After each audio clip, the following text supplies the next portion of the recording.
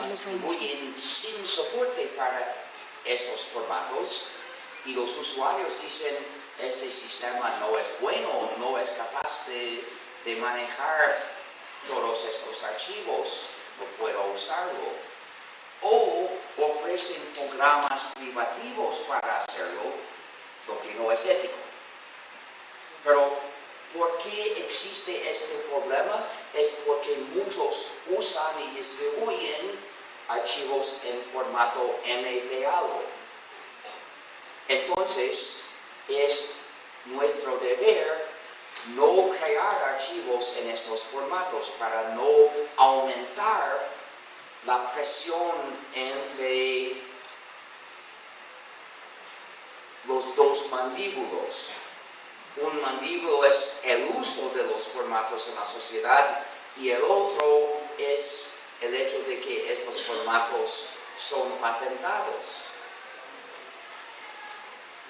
Tenemos que acabar con el uso de un formato de ser patentado.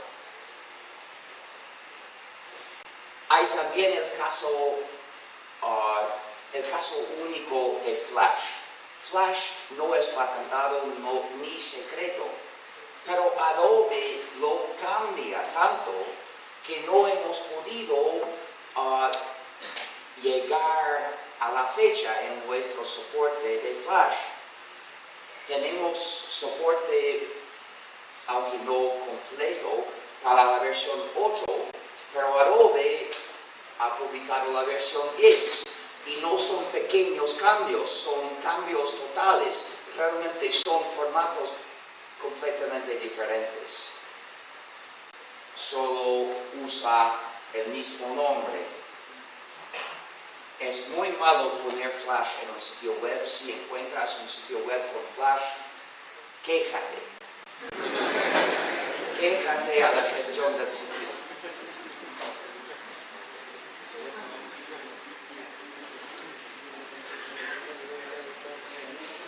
Otra amenaza viene de los programas no libres. Porque usando un programa no libre no tienes libertad.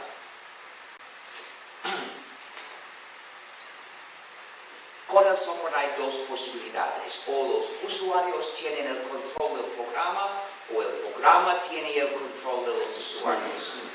El primer caso es el software libre. El segundo caso es el software privativo. Se llama privativo porque priva de su libertad a sus usuarios. Se distribuye de manera a privar, entonces privativo.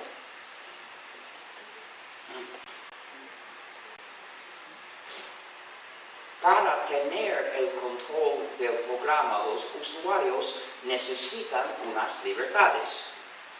Hay 4 libertades esenciales. La libertad 0 es la de ejecutar el programa como quieras. La libertad 1 es la de estudiar el código fuente del programa y cambiarlo para que haga tu informática como quieras. Este es el punto, que puedas hacer tu informática como quieras. Con estas dos libertades, los usuarios tienen el control individual del programa, es decir, el control un usuario a la vez.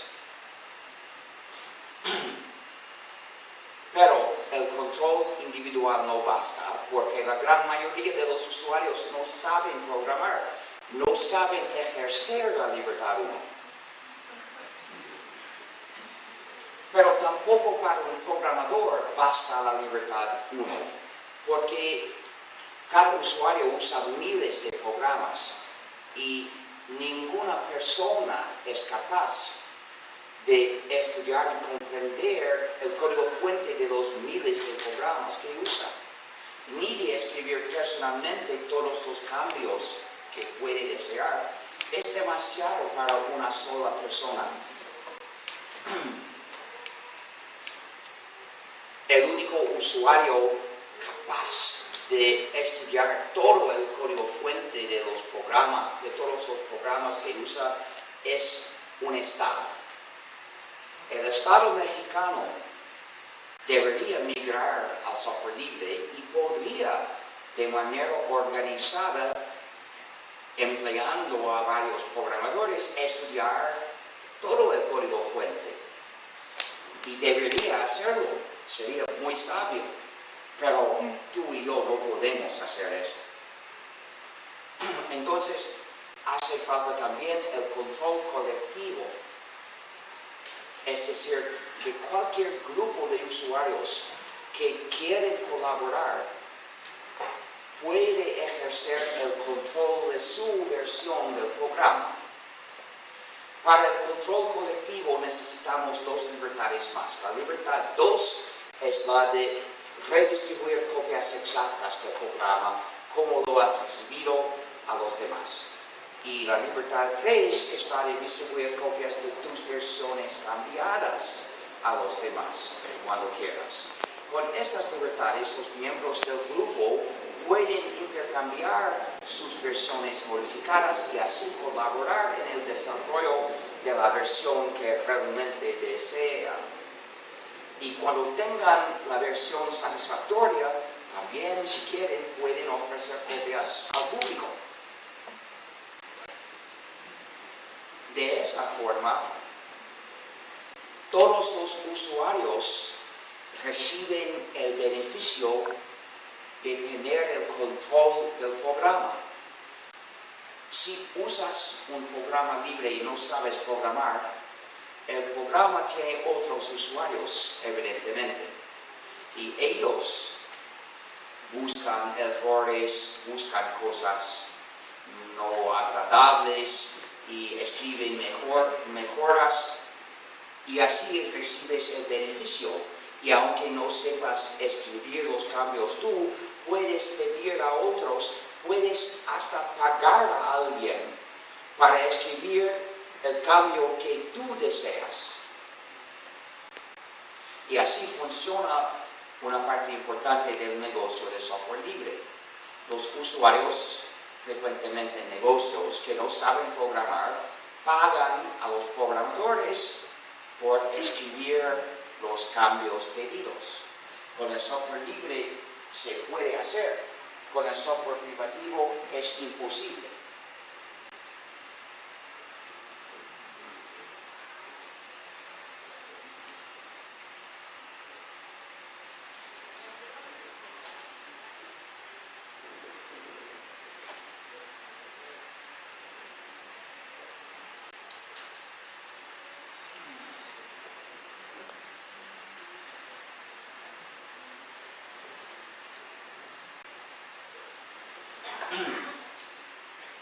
Pero si los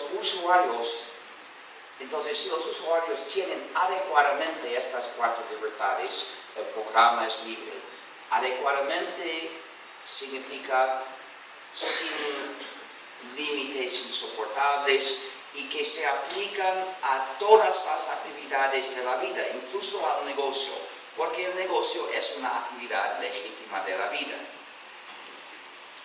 Es muy importante reglamentar correctamente los negocios, pero eso significa establecer democráticamente reglamentaciones legales que una empresa de software impone por su capricho restricciones a otra empresa no es buena.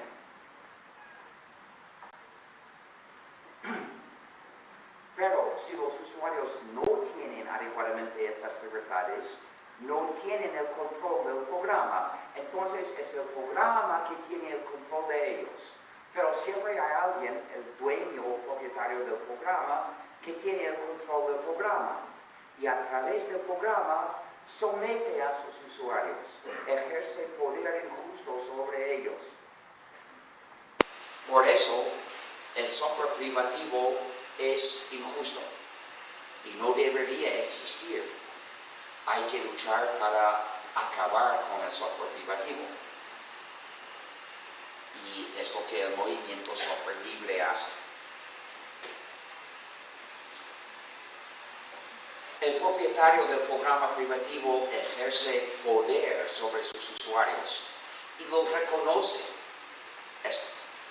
Está consciente de su poder, entonces siente la tentación de aprovecharse de su poder para abusar de varias maneras a los usuarios. Ya he explicado dos tipos de funcionalidad malévola que se encuentran frecuentemente en los programas privativos. Hay las funcionalidades de vigilancia y los grilletes digitales. Se encuentran grilletes digitales en Windows, en el Macintosh, en los iThings, en Flash Player, en el Kindle de Amazon. Es muy común. Pero hay un tercer tipo de funcionalidad malévola, las puertas traseras, que aceptan comandos desde alguien para hacer cosas al usuario sin pedir su permiso, que lo quiera o no. Conocemos puertas traseras en Windows, en los iThings, en el Kindle de Amazon y en casi todos los teléfonos móviles. Pero, ¿qué cosas pueden hacer? Depende de la puerta trasera, depende del caso. En unos casos no sabemos totalmente.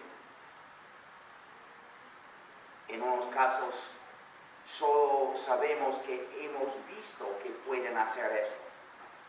Y quizás puedan también hacer otras cosas, pero no podemos saber. Pero en unos casos la puerta trasera incluye el poder de imponer a distancia cambios de software. Esta es una puerta trasera universal, porque puede hacerle cualquier cosa al usuario. Windows contiene una puerta trasera universal. Es decir, que Microsoft tiene el poder de cambiar el software en la máquina del usuario sin pedir su permiso. Cualquier funcionalidad malévola que no esté en Windows hoy podría ser impuesta por fuerza mañana. Entonces, si un programa, y también los teléfonos móviles tienen una puerta trasera universal para imponer cambios de software, y la han usado para convertirlos en dispositivos de escucha, dispositivos que transmiten toda la conversación en su ambiente.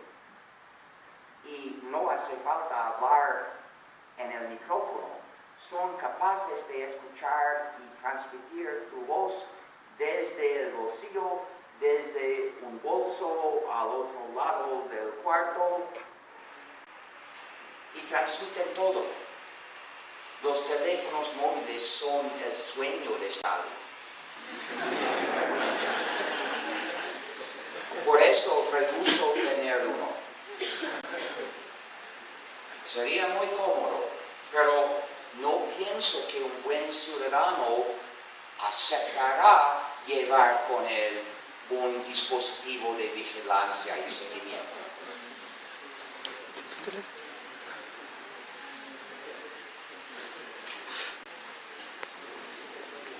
El deber del ciudadano es poner su dedo en el ojo del gran hermano.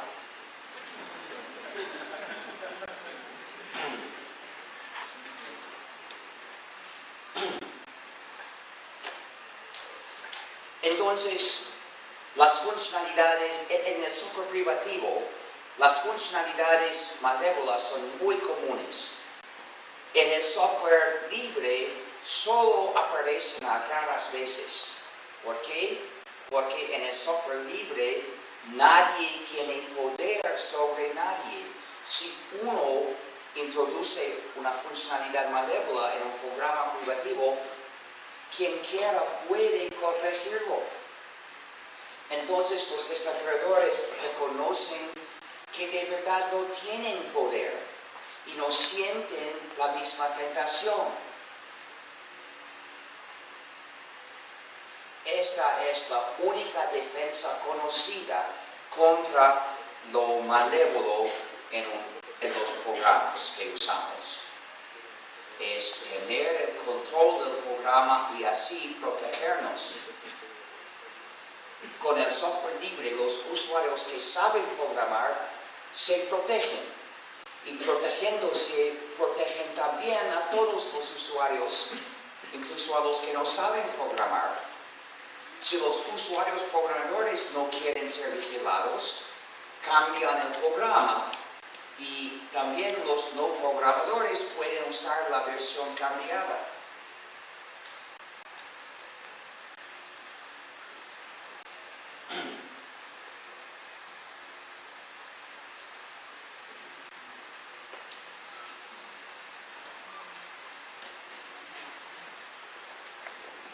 Si el usuario es el Estado, las funcionalidades malévolas perjudican la seguridad nacional. Entonces, el Estado debe migrar totalmente al software libre. También niegan al país su soberanía informática.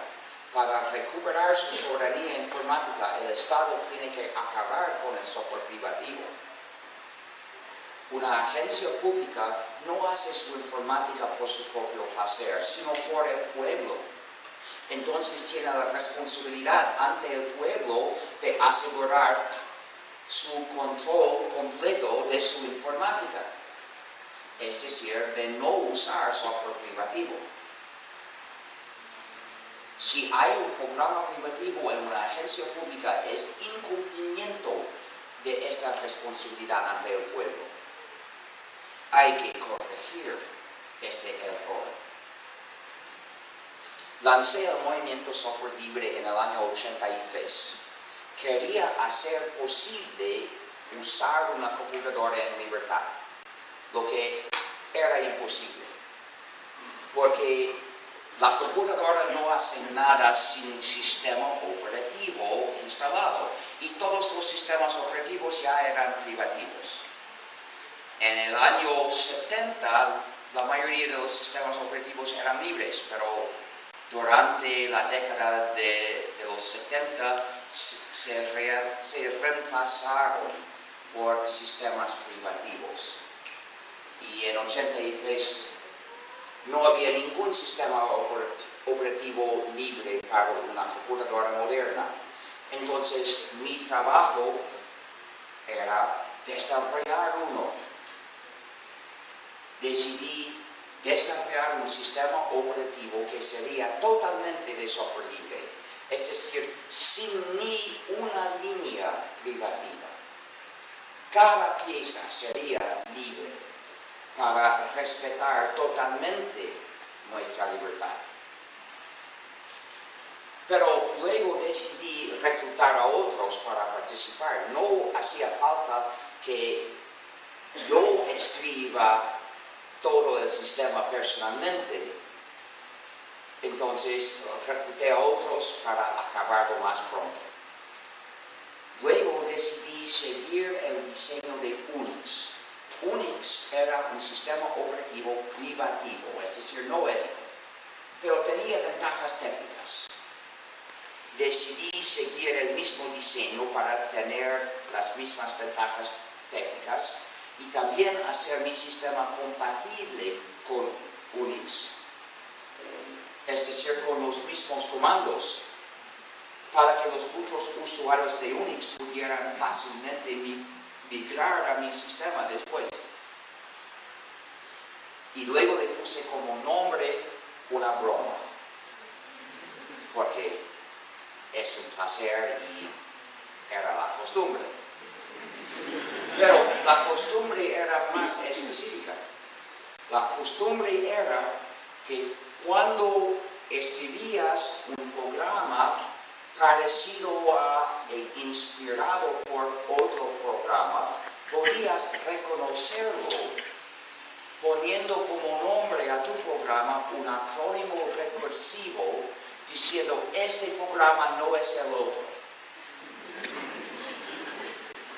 En 76 desarrollé el primer editor Emacs Luego había 30 imitaciones de Emacs y algunos se llamaban algo Emacs, no muy gracioso. Pero también había Fine para Fine is not Emacs. Había Sign para Sign is not Emacs. Aina para Aina is not Emacs. Mince para Mince is not complete Emacs. Para una imitación parcial. Y la versión 2 de Aina se llamaba Zwei para Zwei was Aina initially. Entonces le puse el nombre de GNU, que significa GNU's not Unix. GNU, GNU's not Unix. Y no solo es un juego de palabras, sino que GNU es la palabra la más cargada de humor del idioma inglés, porque según el diccionario la G es muda y se pronuncia new, como nuevo. Entonces, cada vez que quieres escribir la palabra new, en vez de escribirlo N-E-W, puedes escribir G-N-U, y es un juego de palabras. Quizás algo cansado y no muy bueno, pero hay muchísimos. Entonces, hemos aprendido a asociar esta palabra con reírnos. Dado la oportunidad de usarlo por motivos específicos para un proyecto de programación, no pude resistir. La palabra es el nombre de este animal. Este es un pequeño Mew adorable. Necesita una familia. Pero cuando es el nombre de nuestro sistema, por favor no sigas el diccionario. Sobre todo en inglés. Si dices the new system, ya te equivocas porque nuestro sistema ya no es nuevo. Vamos más de 20 años usándolo, ya no es nuevo. Pero todavía es GNU. En inglés hace falta pronunciarlo GNU. Pero en castellano es aceptable pronunciarlo Mew, como si comenzara por ñ, lo que es también el nombre del mismo animal.